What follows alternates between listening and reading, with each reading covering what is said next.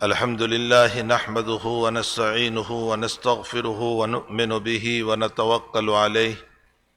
ونعوذ بالله من شرور أنفسنا ومن سيئات أعمالنا من يهده الله فلا مضل له ومن يضلله فلا هادي له ونشهد أن لا إله إلا الله وحده لا شريك له ونشهد أن سيدنا ومولانا محمدا عبده ورسوله أما بعد أعوذ بالله من الشيطان الرجيم بسم الله الرحمن الرحيم والله يدعو إلى دار السلام ويهدي من يشاء إلى صراط مستقيم صدق الله العظيم۔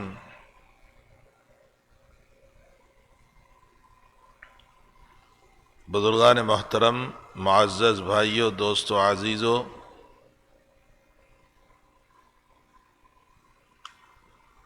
اپنے اپنے گھروں پر بیٹھ کر سننے والی خواتین، مائیں، بہنیں اور بیٹیاں، میں اس مختصر وقت میں چونکہ آج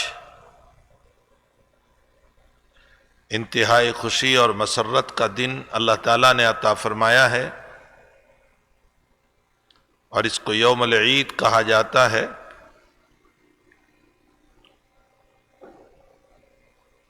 اور عید کا معنی ہوتا ہے بار بار آنا، اور چونکہ یہ اللہ تعالیٰ ہر سال خوشیاں عطا فرماتے ہیں اس لیے اس کو عید کہا گیا۔ اور ویسے اس دن کو اور اس گزرنے والی رات کو حدیث مبارکہ میں نبی اکرم صلی اللہ علیہ وسلم نے لیلۃ الجائزہ سے بھی تعبیر فرمایا ہے، جس کا معنی ہوتا ہے انعام کی رات اور انعام کا دن۔ چونکہ رب کریم کی طرف سے اس دن میں اور اس رات میں اپنے بندوں کو انعام اور اکرام سے نوازا جاتا ہے، اور حدیث شریف میں اس کی کچھ تشریح بھی نبی اکرم صلی اللہ علیہ وسلم نے فرمائی ہے کہ ایک مزدور جب اپنا کام پورا کر لیتا ہے تو اس کا مالک شام کو اس کی مزدوری دیتا ہے، اس کا معاوضہ دیتا ہے، اس کی دن بھر کی سیلری دیتا ہے۔ تو اللہ کے بندوں اور بندیوں نے اس مبارک مہینے میں اللہ کے فرائض کو ادا فرمایا، جس کو روزوں کی شکل میں اور سنت کی شکل میں تراویح کو ادا فرمایا۔ تو اب حق تعالیٰ اپنی طرف سے انعام سے نوازنا چاہ رہا ہے، اسی لیے اللہ تعالیٰ آج کی رات میں اور آج کے دن میں فرشتوں سے یہ سوال کرتا ہے کہ بتاؤ میرے فرشتوں، جب کوئی مزدور اپنا کام پورا کر لے تو اس کا کیا معاملہ؟ اس پر جواب یہ دیا گیا، ملائکہ کی طرف سے جواب دیا جاتا ہے کہ جب مزدور اپنا کام پورا کر لے تو اس کی مزدوری اور اس کی سیلری دے دی جائے۔ تو حق تعالیٰ جل شانہ فرماتے ہیں کہ میرے بھی بندوں نے اور بندیوں نے اس مبارک مہینے میں اپنا کھانا پینا چھوڑ کر، اپنی خواہشات کو چھوڑ کر میرے فرض کو ادا کیا ہے۔ تم گواہ رہو، میں نے اپنے بندوں اور بندیوں کو معاف کر دیا۔ رب کریم کی طرف سے معافی کا اعلان ہوتا ہے، یہی انعام ہے، یہی اکرام ہے۔ اور پھر اللہ کچھ قسمیں کھاتا ہے جو حدیث شریف میں ہے کہ میری جلال کی قسم، میری کبریائی کی قسم، میری علو شان کی قسم، میرے بلند مرتبے کی قسم، اے لوگوں میں نے تم سب کو معاف کر دیا۔ اس لیے اس رات کو اور اس دن کو لیلۃ الجائزہ اور یوم الجائزہ سے تعبیر کیا جاتا ہے۔ ایسے موقع پر میں کچھ اہم باتوں کی طرف اشارہ کرنا چاہتا ہوں، اسی لیے میں نے اس آیت شریفہ کو پڑھی ہے، واللہ یدعو الی دار السلام ویہدی من یشاء الی صراط مستقیم۔ اللہ تمہیں دارالسلام کی دعوت دیتا ہے، یہاں دارالسلام سے مطلب جنت ہے، یعنی اللہ تمہیں جنت کی دعوت دیتا ہے۔ حضرات اکابر نے اور علماء نے لکھا ہے کہ قرآن کریم پر اگر غور کیا جائے تو ہمیں 5 باتوں کی طرف رہنمائی ملتی ہے۔ پہلی بات تو یہ ہے کہ رب کریم کی آیات اور رب کریم کے دلائل، اور حق تعالی جل شانہ نے جو آیات اور نشانیاں اور دلائل پیش فرمائے ہیں، اگر ان دلائل اور آیات پر غور کیا جائے تو اللہ کی توحید سمجھ میں آتی ہے۔ تو آیات کا نتیجہ، دلائل کا نتیجہ، نشانیوں کا نتیجہ اللہ کی توحید ہے۔ بندہ جب آسمان میں، زمین میں، اپنی تخلیق میں اپنی ذات پر غور و فکر کرتا ہے تو اس صورت میں اللہ کی توحید سمجھ میں آتی ہے۔ قرآن کریم کے اور مضامین پر اگر غور کیا جائے تو دوسرا مضمون آتا ہے انعامات کا۔ اللہ جگہ جگہ اپنے انعاموں کو بیان کرتا ہے کہ میں نے تم پر یہ انعام کیا، یہ انعام کیا، یہ احسان کیا، اور میں نے تمہیں یہ نعمت دی، یہ نعمت دی، یہ نعمت دی۔ دنیا بھر کی نعمتیں اللہ بیان کر رہا ہے، اور ساتھ ساتھ یہ بھی کہہ رہا ہے کہ میری نعمتوں کو شمار کرنا چاہو تو نہیں کر سکتے ہو۔ وَإِن تَعُدُّوا نِعْمَتَ اللَّهِ لَا تُحْصُوهَا۔ اور جب بندے پر انعام ہوتا ہے تو دنیا کا دستور یہ ہے کہ جب تم دنیا میں کسی پر احسان کرو، انعام کرو، اکرام کرو، نعمتوں سے نوازو تو سامنے والا تمہارا وفادار بن جاتا ہے۔ حتیٰ کہ یہ صفت کتوں کی بھی ہے کہ اگر دوگ اور کتوں کو روٹی کھلاؤ تو وہ بھی تمہارا احسان من ہوتا ہے، تمہاری وفاداری کرتا ہے، ہمارے پیچھے چلتا ہے۔ دوگ تو دوگ اور کتا تو کتا، درندے اور وہ جنگل میں پلنے والے جانور جو ہیں، اگر ان کے ساتھ بھی حسن سلوک کیا جائے اور انعام اور اکرام کیا جائے، ان کے ساتھ اچھا برتاؤ کیا جائے تو وہ بھی ہماری گود میں بیٹھنے کے لیے تیار ہو جاتے۔ معلوم ہوتا ہے کہ دلائل آیات کا نتیجہ اور آیات کا خلاصہ یہ ہے کہ توحید سمجھ میں آتی ہے، اور انعامات کو اللہ نے قرآن میں اس لیے بیان کیا ہے تاکہ اس کے بدلے میں ہم اللہ کے شکر گزار بندے بن جائیں اور اس کے احسانات کو سمجھنے والے بنے کہ اس رب کریم نے ہمارے اوپر کتنا احسان و اکرام فرمایا، انعام فرمایا، تو ہم اس کے شکر گزار بندے بن جائیں۔ قرآن کریم اور احادیث مبارکہ پر اور ایک مضمون دیکھا جائے تو اللہ تعالیٰ نے کچھ ترغیب اور رغبت کی باتیں بیان فرمائی کہ فلاں عمل پر تمہیں یہ ملے گا اور فلاں عمل پر تمہیں یہ ملے گا۔ مثلا یہ ہے کہ تم عید کی نماز پڑھو گے تو یہ اکرام ملے گا، اور ظہر پڑھو گے تو فلاں ملے گا، اور عصر پڑھو گے تو فلاں نعمت ملے گی۔ تو بہت ساری ترغیبی باتیں ذکر فرمائی، رغبت کی باتیں ذکر فرمائی، شوق کی باتیں ذکر فرمائی۔ یہ اس لیے ذکر فرمائی ہے تاکہ ان رغبت اور شوق کی باتوں کو پڑھ کر ہمیں آخرت کا شوق پیدا ہو، ہمیں ان اعمال کا شوق پیدا ہو۔ جمعہ کی نماز پڑھنے سے مغفرت کا ہو جانا یہ جمعہ کا شوق دلانے کے لیے ہے۔ عصر اور فجر کی نماز پڑھنے سے قیامت میں اللہ کی رویت کا نصیب ہونا اور اللہ کے دیدار کا نصیب ہونا یہ عصر اور فجر کے شوق کو دلانے کے لیے۔ تو یہ جو ترغیبات اور رغبت کی جتنی باتیں ذکر فرمائی ہے اس کا خلاصہ ہی یہ ہے کہ ہمیں اعمال کے اندر شوق پیدا ہو اور ہمارا دل اس کی طرف مائل ہو جائے۔ تو تیسرے دلائل، تیسری وہ باتیں ہیں جس کا تعلق رغبت اور شوق کے ساتھ ہے۔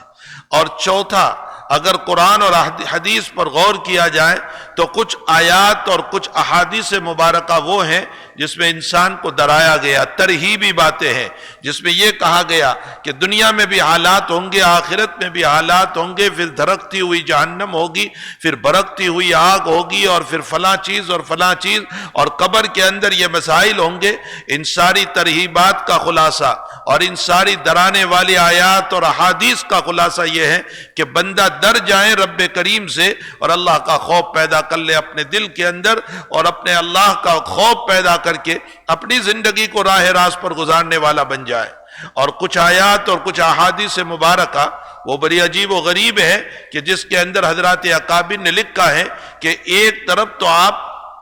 اللہ تعالیٰ کے انعامات کو یاد کرو اور دوسری طرف اپنے گناہوں کو یاد کرو، ایک طرف اس کی عنایتوں کو یاد کرو، دوسری طرف اپنی کوتاہیوں کو یاد کرو، ایک طرف اس کی وفاداری کو یاد کرو، دوسری طرف اپنی بے وفائی کو یاد کرو، ایک طرف اس کی بخششوں کو یاد کرو اور دوسری طرف اپنی غداریوں کو یاد کرو۔ جب ان دونوں کو ملا کر کے یاد کرتے ہیں کہ وہ رب کتنا دے رہا ہے اور میں اس کا کتنا باغی بندہ ہوں، وہ عنایتوں سے نواز رہا ہے اور میں اس کی نافرمانی کرتا چلا جا رہا ہوں، ان دونوں کے درمیان جو کیفیت پیدا ہوگی اس کو حیا کی کیفیت کہا جاتا ہے۔ انسان کی طبیعت پر ایک حیا کی کیفیت پیدا ہوتی ہے اور اس کی طبیعت جھکاؤ کی طرف چلتی ہے اور وہ انسان اپنے رب کا عبادت گزار بندہ بنتا ہے، اپنے مالک کو یاد کرنے والا بنتا ہے۔ جب انعامات ربانی کو یاد کرے گا اور اپنے نقائص اور گناہ کو یاد کرے گا تو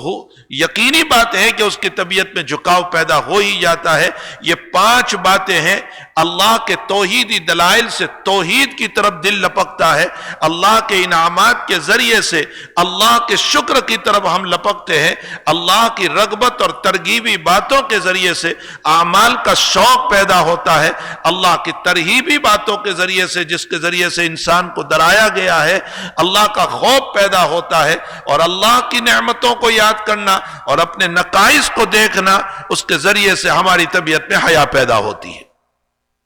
مجھے ان 5 کے اندر اگر یہ تو ایک تفصیل طلب بہت لمبا چوڑا مطلب باتیں ہیں، مجھے اس میں سے اس موقع کی مناسبت سے صرف 1-2 باتوں کو ذکر کرنا ہے۔ وہ بات ہے انعامات کی۔ حق تعالیٰ نے انعامات ہم پر اتنے عطا فرمائے، اتنے انعامات کیے ہیں، اتنے انعامات کیے ہیں۔ آج دنیا جو ہے بے شمار طرح پر ہم کو دعوت دے رہی ہے، کوئی ہم کو بے حیائی کی دعوت دے رہا ہے اور اس کی مستقل محنتیں چل رہی ہے، کبھی واٹس ایپ کے ذریعے سے اور کبھی یوٹیوب کے ذریعے سے اور کبھی اعلانیہ طور پر بھی کہ ایک آزاد فلم بنائی جائیں اور آزاد میدان بنایا جائے اور ساری دنیا آزاد ہے، اور اس کے ذریعے سے شہوتوں کی دعوت دی جاتی ہے، بدکاریوں کی دعوت دی جاتی ہے۔ تو کچھ دعوتیں وہ چل رہی ہے جو انسان کو بے حیا بنانے کی دعوتیں ہیں، اور کچھ دعوتیں وہ چل رہی ہے کہ جس میں انسان کو یہ کہا جا رہا ہے ہم آپ کو بڑا بزنس مین بنا دیں گے، ہم آپ کو بڑا تاجر بنا دیں گے، ہم آپ کو تجارت کے سلیقے سکھا دیں گے، ہم آپ کو بزنس کے طریقے سکھا دیں گے۔ نتیجہ کیا ہوگا؟ آپ بڑے مالدار بن جائیں گے، بڑے پیسے والے بن جائیں گے، آپ کا بنگلہ ہوگا، آپ کی کوٹھیاں ہوگی، آپ کے ساتھ فلاں مسائل ہوں گے اور آپ کو سکون اس کے اندر ملے گا۔ آؤ ہماری اس دعوت کو قبول کر لو، ہم آپ کو بزنس مین بنانا چاہتے ہیں، ہم دنیا میں آپ کو سکون دینا چاہتے ہیں۔ کوئی آ رہا ہے اور اپنی دعوت کو لے کر کے کھڑا ہو رہا ہے اور وہ یہ دعوت دے رہا ہے کہ آؤ ہم تمہیں دنیا کے اندر بہترین قسم کا جاب سسٹم سکھانا چاہتے ہیں کہ کس طرح جاب ملتا ہے اور اعلیٰ طرح کا جاب تمہیں کس طرح ملے گا اور دنیا میں فلوس اور پیسے کیسے پیدا ہوں گے۔ کوئی آتا ہے تو وہ یوں کہتا ہے کہ آؤ ہم تمہیں دنیا کمانے کا طریقہ سکھاتے ہیں کہ آؤ دنیا تم کیسے کماؤ گے اور کیسے ہزاروں اور لاکھوں اور اربوں خربوں کے تم مالک بن جاؤ گے۔ یہ دنیا کی ساری دعوتیں چل رہی ہے، ان ساری دعوتوں کے اندر خلاصہ صرف اس جسم کو پالنا، صرف اس کی ہوس کو پورا کرنا، صرف نفس کو خوش کرنا، صرف جب تک دنیا کے اندر ہے اس کو موتا کرنا اور شان بتانا، اس کے علاوہ کوئی چیز نہیں ہے۔ اس کے مقابلے میں اس وادی بطحا کے اندر سے ایک در یتیم پیدا ہوتا ہے، ایک یتیم عبداللہ کا پیدا ہوتا ہے، ایک آمینہ کا لال پیدا ہوتا ہے اور وہ مختصر وقت آمینہ کی گود میں رہتا ہے اور پھر ماں بھی دنیا سے روانہ ہو جاتی ہے، جس کو قرآن نے کبھی متبع کہہ کر کے بلایا اور قرآن نے کبھی مصطفیٰ کہہ کر کے بلایا، جو مقبول ہے، جو شریعت کی روشنی میں نبی بھی کہا گیا، جو شریعت کی روشنی میں رسول بھی کہا گیا، جو اتنا بڑا نبی اور اتنا بڑا رسول مصطفیٰ اور متبع محمد الرسول اللہ صلی اللہ علیہ وسلم، خاتم النبیین صلی اللہ تعالی علیہ وسلم، ان کی ایک دعوت ہے۔ ایک یہ ساری دنیا کی دعوت کو ایک طرف رکھو اور ایک ان کی دعوت کو ایک طرف رکھو۔ انہوں نے دنیا میں آ کر کے دعوت دی، واللہ یدعو الی دار السلام، اے لوگو آؤ ہم تمہیں دار السلام کی دعوت دیتے ہیں، ہم تمہیں جنت کی دعوت دیتے ہیں، ہم تمہیں اس مکان کی دعوت دیتے ہیں جس مکان میں جانے کے بعد انسان ہمیشہ آباد رہے گا۔ ہم تمہیں اس جنت کی دعوت دے رہے ہیں جس کے اندر تمہیں خوشیاں ہی خوشیاں ہوگی، غم کبھی ملنے والا نہیں ہے۔ تو اس جنت میں جانے کے بعد ورضوان من اللہ اکبر، سب سے بڑی چیز اللہ کی رضامندی تمہیں ملے گی۔ دنیا میں اگر میئر ہم سے بات بات کر لیتا ہے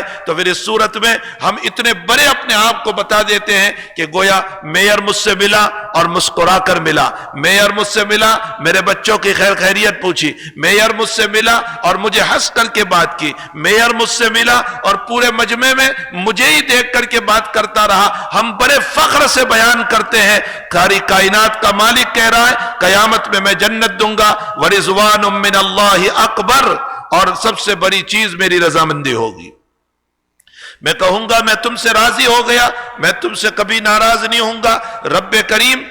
کریم کا قرآن پورے ایک ایک صفحے کو الٹاتے چلے جائیں، اور محمد الرسول اللہ صلی اللہ علیہ وسلم کی تعلیمات اس کو ایک ایک کو الٹاتے چلے جائیں، ہر صفحے پر ہمیں یہی دعوت ملے گی کہ آؤ دار السلام کی طرف، آؤ جنت کی طرف، آؤ آخرت کی طرف، آؤ اللہ کی رضا کی طرف۔ اور وہ کیسے آئیں گے؟ فرمایا نماز سے آخرت بنے گی، روزوں سے آخرت بنے گی، زکوٰۃ سے آخرت بنے گی، حج سے آخرت بنے گی، حسن نیت سے آخرت بنے گی، اچھی زبان سے آخرت بنے گی، اچھے کردار سے آخرت بنے گی، اچھے قلم سے آخرت بنے گی، اچھی سوچ سے آخرت بنے گی، اچھی نگاہوں سے آخرت بنے گی، اچھے قدم کے اٹھنے سے آخرت بنے گی، اپنے دل کو کسی پر دھڑکانے سے اور غم کو لینے سے اور کسی کی تکلیف کو اوڑھنے سے اور کسی کے اوپر قربان ہونے سے اور کسی گرے ہوئے کو اٹھانے سے اور کسی مٹے ہوئے کو آباد کرنے سے اور کسی بے سہارا کو سہارا دینے سے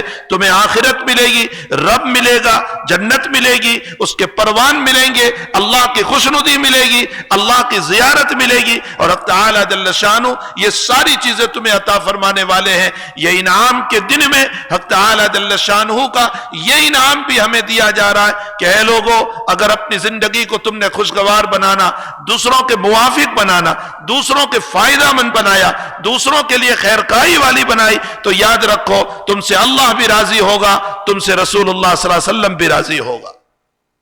تم سے اللہ بھی راضی ہوگا، تم سے رسول اللہ صلی اللہ علیہ وسلم بھی راضی ہوں گے۔ اللہ کے نبی علیہ السلام نے انہی باتوں کی ہمیں تعلیم دے کر کے ان باتوں کی طرف اشارہ فرمایا کہ وہ کبھی یتیم کو اپنے سینے سے اٹھا رہا ہے اور کبھی بیوہ کی مدد کرنے کے لیے جا رہا ہے، اور کبھی کسی بیوہ کے گھر میں پانی بھرنے کے لیے جا رہا ہے، اور کبھی کسی بیوہ کے سامان کو سر پہ اٹھا کر کے لے جا رہا ہے، اور کبھی کسی کے گھر کا کام کر کے آ رہا ہے، اور کبھی کسی کی بکریاں چرا رہا ہے، اور کبھی کسی کا اور کام کر رہا ہے، اور ہر وقت خیرخواہی کے کام انجام دے رہا ہے، اور اپنی امت کو اس بات کی تعلیم دے رہا ہے کہ یہی وہ چیزیں ہیں جو آخرت کو بننے والی ہے، آخرت کو بنانے والی ہے۔ میرے بھائیوں، اس وقت میں ایک سوال یہ ہوتا ہے کہ آخر اس وقت یہود اور نصارہ جو ہے وہ بھی تو کسی کو پانی پلاتے ہیں، کسی کے ساتھ حسن سلوک کرتے ہیں، کسی کے ساتھ اچھا معاملہ کرتے ہیں۔ جی یقیناً ہم سمجھتے ہیں کہ وہ لوگ اچھا معاملہ کر رہے ہیں، وہ لوگ کھانا بھی کھلا رہے ہیں، وہ لوگ حسن سلوک بھی کر رہے ہیں،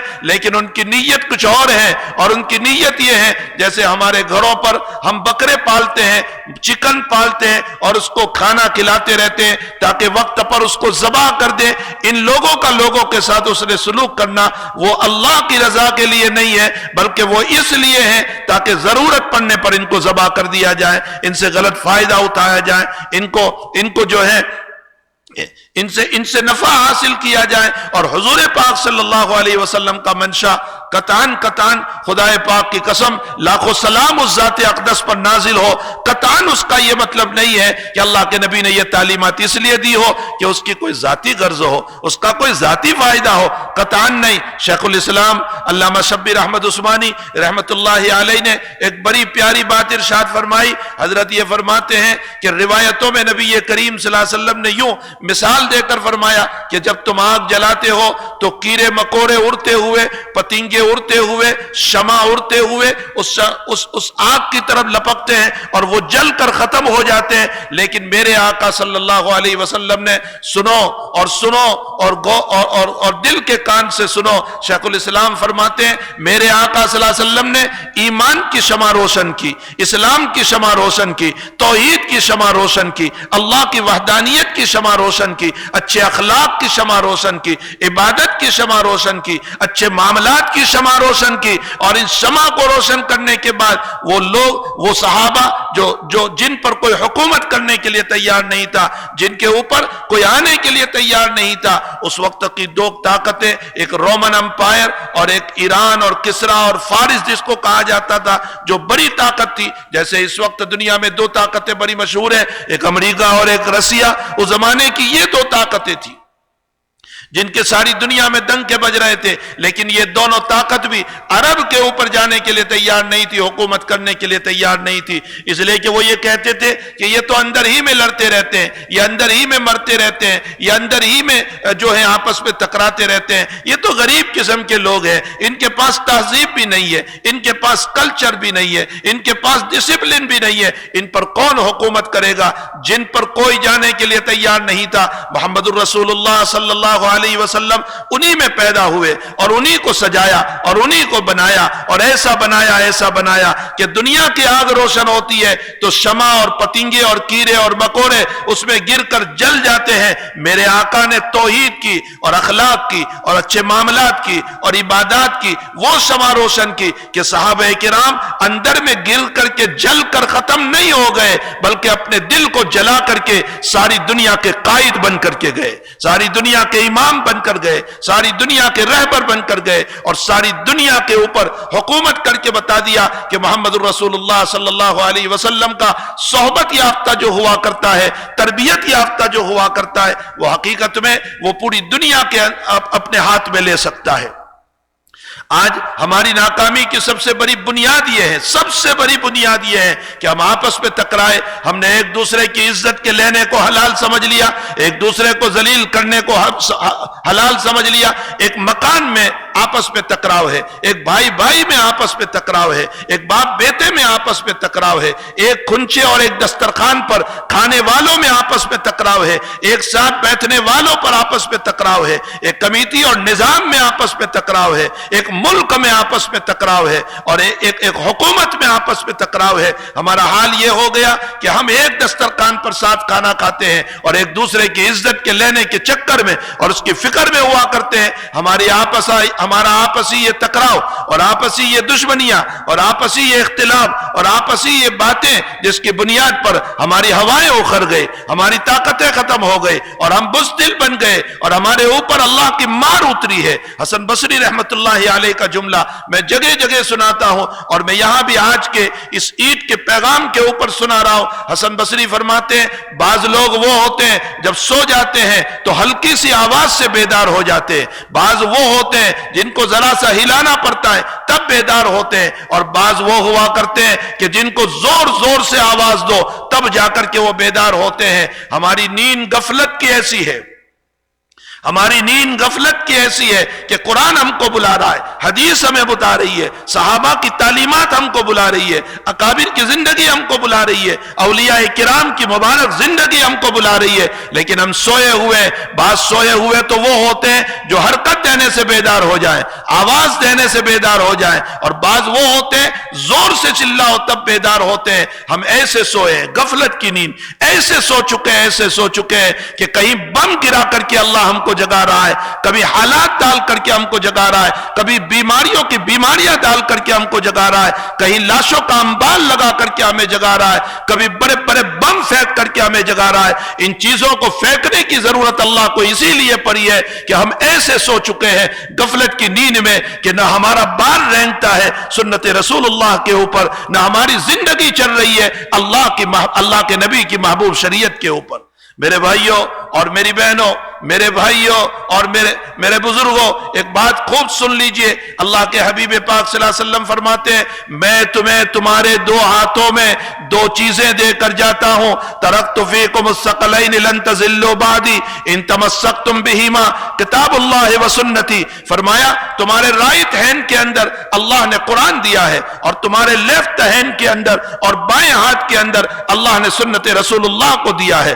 ثقافت دی ہے، کلچر دیا ہے، اچھے اخلاق دیے ہیں، اچھی زندگی دی ہے، اچھے معاملات دیے ہیں، اچھی عبادت دی ہے، تڑپنے والا دل دیا ہے، رونے والا دل دیا ہے، رونے والا قلب دیا ہے. یہ دونوں ہاتھ ہمارے بھرے ہوئے ہیں.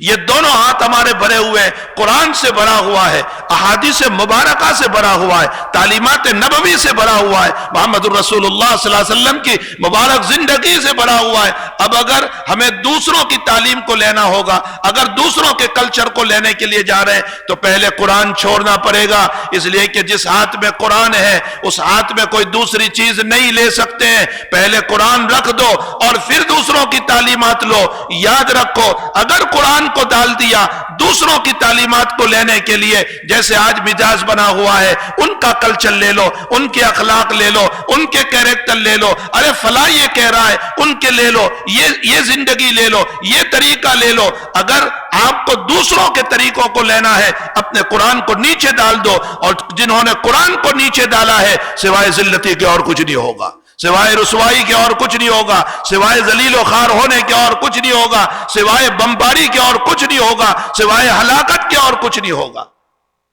اور اگر دوسروں کی ثقافت، دوسروں کی زندگی، دوسروں کا کلچر اگر لینے جا رہے ہیں تو اس صورت میں ہمیں اپنے بائیں ہاتھ کے اندر جو محمد الرسول اللہ کی تعلیمات ہے، جو احادیث مبارکہ ہے، الف الف مرہ لاکھوں سلام ہو اس ذات اقدس پر، کروڑوں رحمتیں ہو محمد الرسول اللہ صلی اللہ علیہ وسلم پر، تو پھر ہمیں اللہ کے نبی کی تعلیمات کو چھوڑنا پڑے گا، تبھی کوئی چیز ہمارے ہاتھ میں آ سکتی ہے۔ ظاہر سی بات ہے، قرآن بھی چھوڑ دو، احادیث مبارکہ بھی چھوڑ دو، اور دونوں کو چھوڑ کر کے دوسروں کا کلچر لے لو۔ اگر دوسروں کا کلچر لیا اور میرے نبی کی تعلیمات اور مقدس قرآن کو چھوڑا ہے تو سوائے ذلتی کے اور کچھ نہیں، رسوائی کے اور کچھ نہیں۔ اس لیے امریکہ کا ایک بہت بڑا پوپ اور بہت بڑا پادری اس بات کا احساس کرتے ہوئے یوں کہہ رہا ہے کہ اے مسلمانوں، جب تم کعبۃ اللہ جاتے ہو، جب تم طواف کرتے ہو تو تم بڑے اچھے لگتے ہو، ایک کعبہ کا تم چکر لگا رہے ہو، بڑے پیارے لگتے ہو، لیکن وہ کعبہ جو تمہیں تعلیم دے رہا ہے وہ تعلیم تم حاصل نہیں کر رہے ہو۔ کیا تعلیم وہ دے رہا ہے؟ فرمایا ایک کعبہ کی طرف منہ کر کے نماز پڑھ رہے ہو، اسی کا طواف کر رہے ہو، چاروں طرف سے اسی کا رخ بنائے ہوئے ہو، یہ تمہارے اتفاق کے اوپر تمہیں سبق دے رہا ہے، تمہارے آپس میں ملنے پر سبق دے رہا ہے کہ اے مسلمانوں، اتفاق کے ساتھ رہو، اتحاد کے ساتھ رہو، پیار و محبت کے ساتھ رہو، ایک دوسرے کے معاون بن کر کے رہو۔ اگر اس تعلیمات کو جو تمہارا کعبہ تم کو دے رہا ہے اور جو حج میں تمہیں تعلیم دی گئی اتفاق اور اتحاد کی، اگر اس تعلیم کو لے کر چلو گے، اس تعلیم کو لے کر چلو گے تو دنیا میں تم کامیاب، تم ہی سر کرو، تم ہی عزت، تمہارا ہی مقام، تمہارا ہی بول بالا، علیہ السلام یعلو ولا یعلا علیہ کا نظارہ ہوگا۔ لیکن افسوس کہ وہ امریکی، وہ عیسائی پادری، وہ پوپ، وہ عیسائی کا عالم یوں کہہ رہا ہے کہ جتنے لوگ 20 لاکھ 25 لاکھ 30 لاکھ حج پڑھنے کے لیے جا رہے ہیں، 10% بھی اتفاق کا سبق لے کر نہیں آتے، اتحاد کا سبق لے کر نہیں آتے، محبت اور پیار کا سبق لے کر کے نہیں آتے۔ اسی لیے آج مسلمان پریشان حال ہے، بے چین ہے۔ واللہ یدعو الی دار السلام ویہدی من یشاء الی صراط مستقیم۔ اللہ دار السلام کی طرف، جنت کی تمہیں دعوت دے رہا ہے، اور وہ انعامات ربانی ہے، اور ان انعامات ربانی کے نتیجے میں، اللہ کے اکراموں کے نتیجے میں حق تعالی ہم تمام کو دینے والا ہے۔ بے شمار انعامات میں رمضان بھی ہے، روزہ بھی ہے، تراویح بھی ہے، نمازیں بھی ہے، رات کا قیام بھی ہے، ذکر بھی ہے، سخاوتیں بھی ہے، یہ ساری اللہ کے انعامات ہے۔ اور آج عید کا دن کا ہمیں ملنا یہ بھی اللہ کا انعام ہے۔ اس انعام کے دن کے اندر، اس اکرام کے دن کے اندر ہم سب کو چاہیے کہ آج ہم ایک عزم لے کر کے جائیں، اور اپنے گھروں پر اگر سن رہے تو آج ایک تہیہ کر لے، آج ایک ارادہ کر لے کہ ہم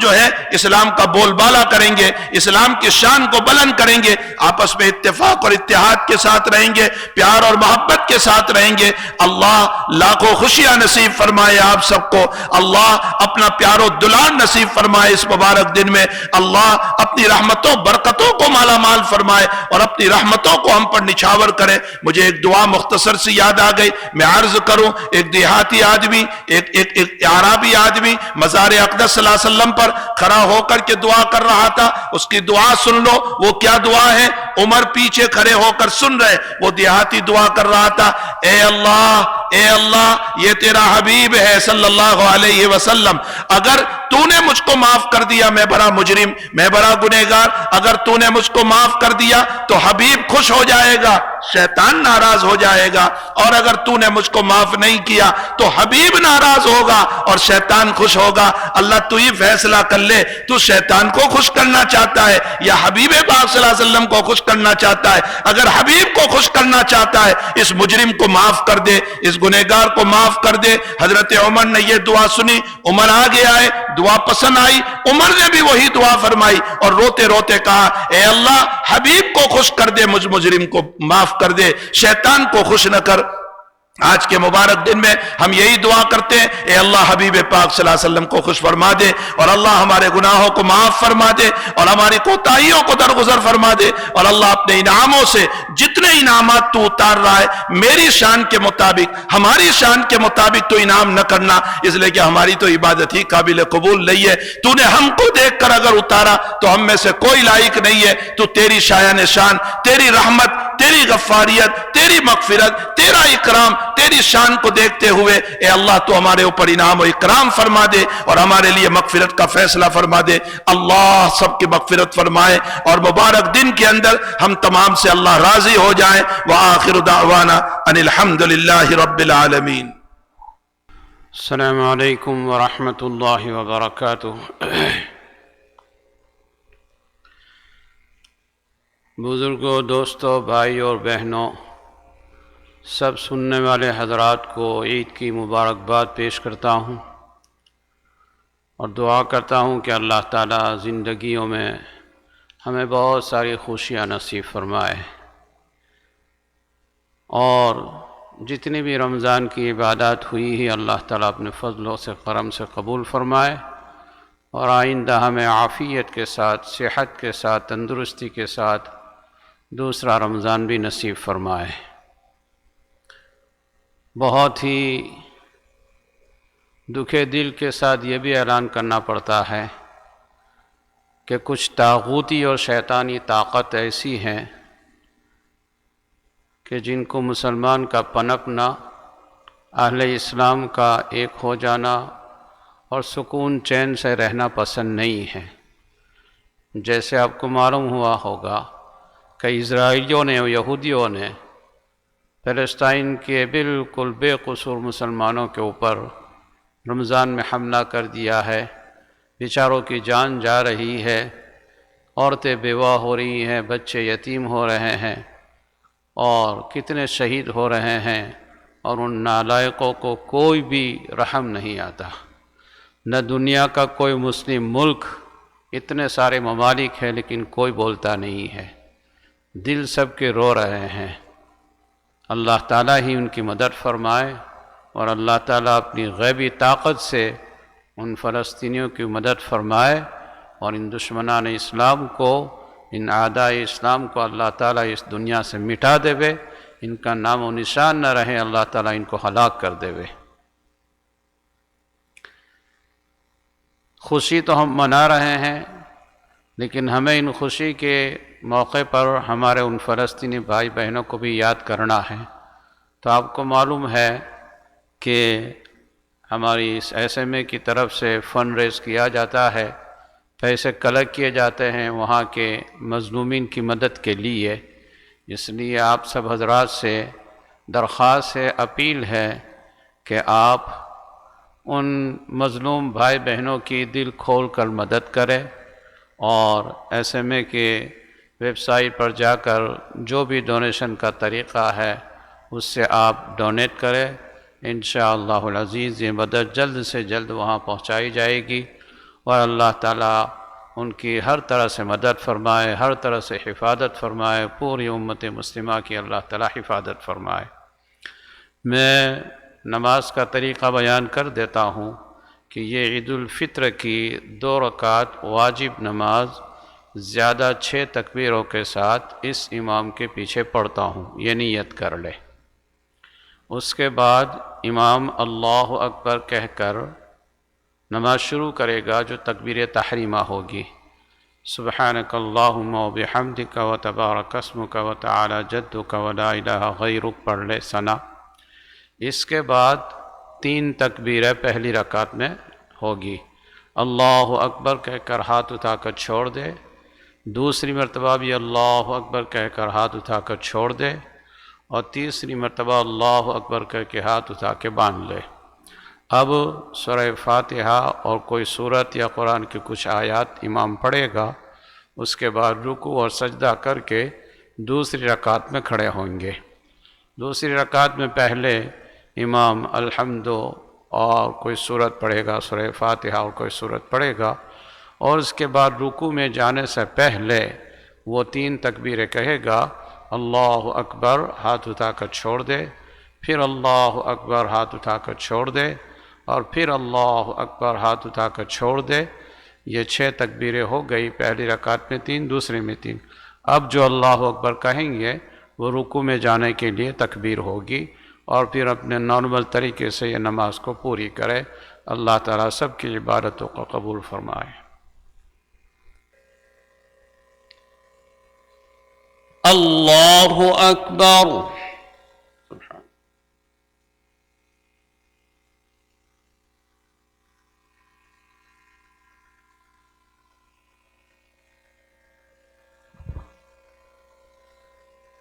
اللہ اکبر۔ اللہ اکبر۔ اللہ اکبر۔ الحمد للہ رب العالمین، الرحمن الرحیم، مالک یوم الدین، ایاک نعبد و ایاک نستعین، اہدنا الصراط المستقیم، صراط الذین انعمت علیہم غیر المغضوب علیہم ولا الضالین۔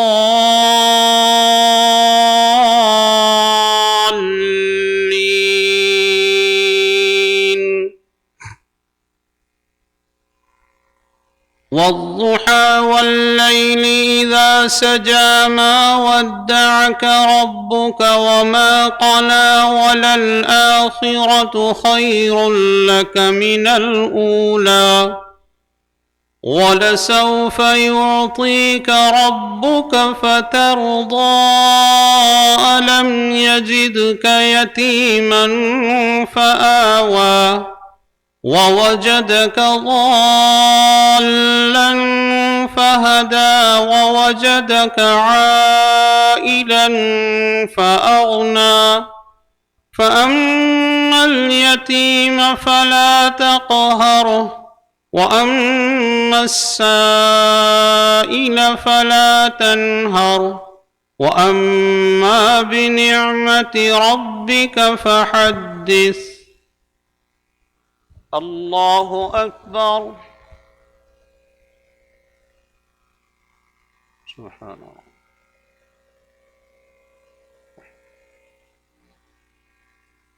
سمع اللہ لمن حمدہ۔ اللہ اکبر۔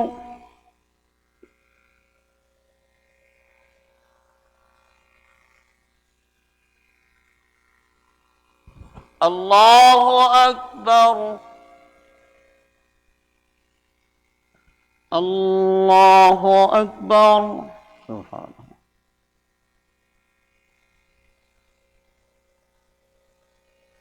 سبحان اللہ۔ اللہ اکبر۔ الحمد لله رب العالمين، الرحمن الرحيم، مالك يوم الدين، إياك نعبد وإياك نستعين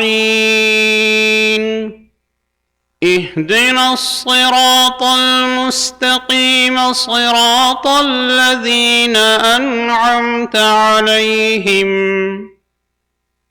غير المغضوب عليهم ولا الضالين.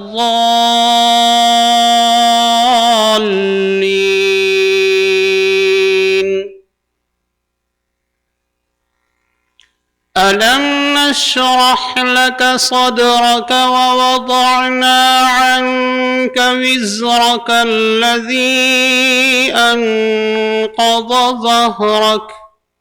ورفعنا لك ذكرك فإن مع العسر يسرا إن مع العسر يسرا فإذا فرغت فانصب وإلى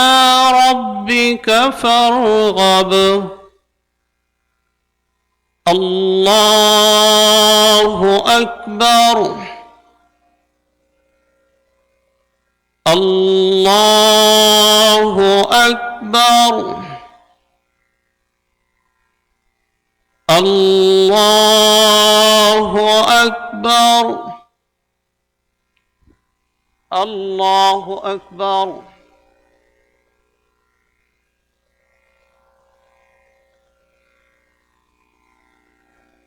سبحان الله. سمع الله لمن حمده. الله أكبر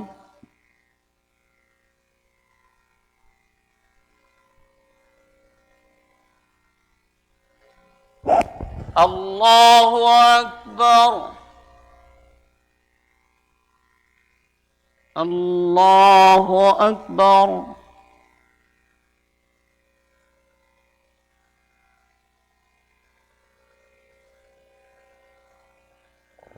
الله أكبر.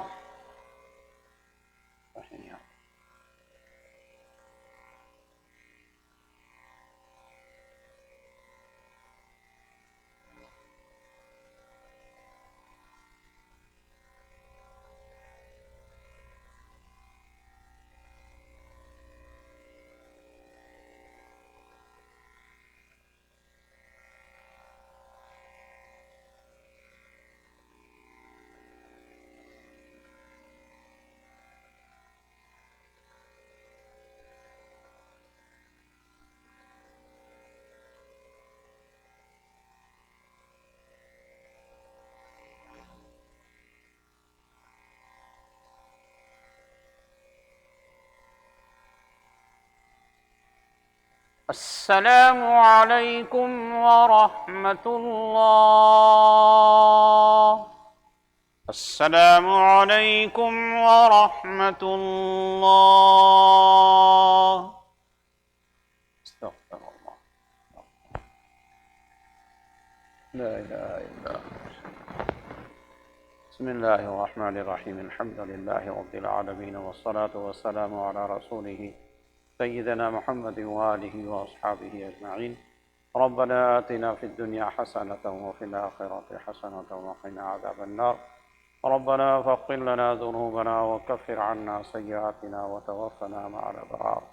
اللهم انصر الإسلام والمسلمين. اللهم انصر الإسلام والمسلمين. اللهم انصر الإسلام والمسلمين. ربنا تقبل منا إنك أنت السميع العليم وتب علينا إنك أنت التواب الرحيم. وصلى الله تعالى على خير خلقه سيدنا محمد وآله وأصحابه أجمعين برحمتك يا أرحم الراحمين.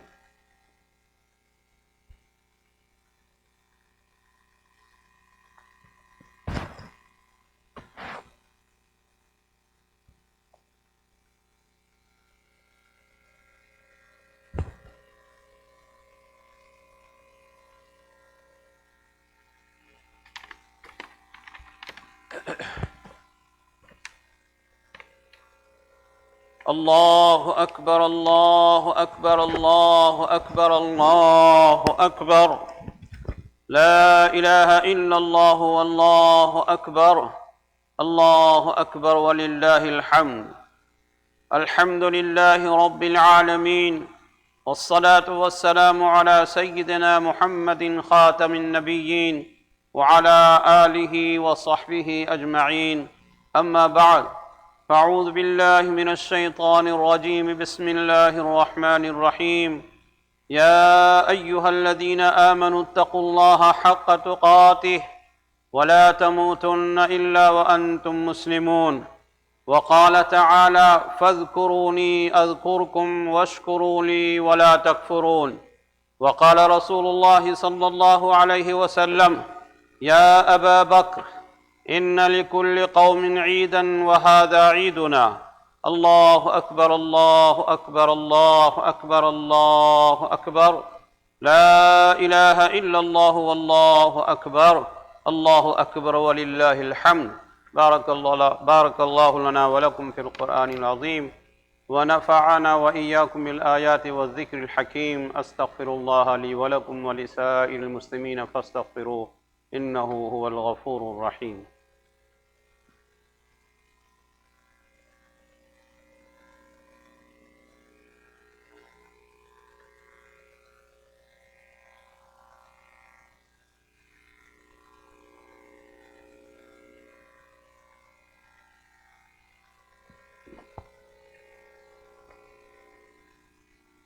الله أكبر الله أكبر الله أكبر الله أكبر لا إله إلا الله والله أكبر الله أكبر ولله الحمد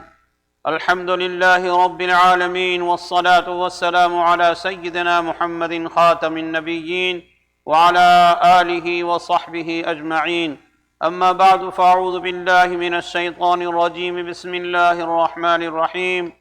إن الله وملائكته يصلون على النبي يا أيها الذين آمنوا صلوا عليه وسلموا تسليما اللهم صل على محمد وعلى آل محمد كما صليت على إبراهيم وعلى آل إبراهيم إنك حميد مجيد اللهم بارك على محمد وعلى آل محمد كما باركت على إبراهيم وعلى آل إبراهيم إنك حميد مجيد ربنا اغفر لنا ولإخواننا الذين سبقونا بالإيمان ولا تجعل في قلوبنا غلا للذين آمنوا ربنا إنك رؤوف رحيم اللهم إنا نسألك العافية في الدنيا والآخرة اللهم إنا نعوذ بك من جهد البلاء ودرك الشقاء وسوء القضاء وشماتة الأعداء الله أكبر الله أكبر الله أكبر الله أكبر لا إله إلا الله والله أكبر الله أكبر ولله الحمد ولذكر الله أكبر والله يعلم ما تصنعون